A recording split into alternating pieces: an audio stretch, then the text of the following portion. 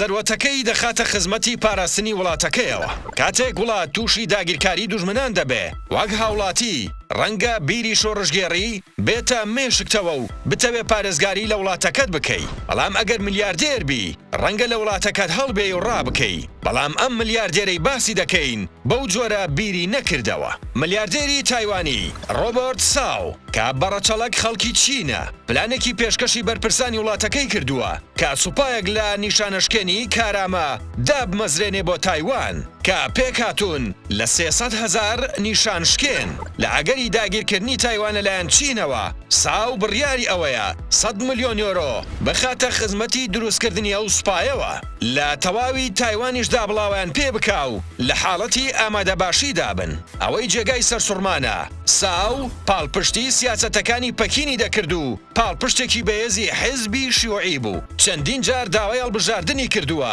بۆ ئەوەی تایوان بچێتەوە سەر چین، بەڵام ئەم بیر و بۆچوونەی 180 پلە گۆڕا.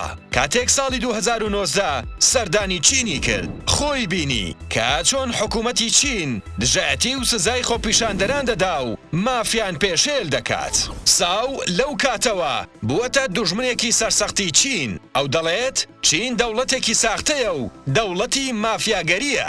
سەروەت و سامانی ساو لە ڕێگەی پیشەسازی کۆمپیوتەر و تەکنۆلۆژیای زیرەکدا بەدی هاتووە کە لەو ڕۆوە تایوان یەکەمی جیهانی گرتووە.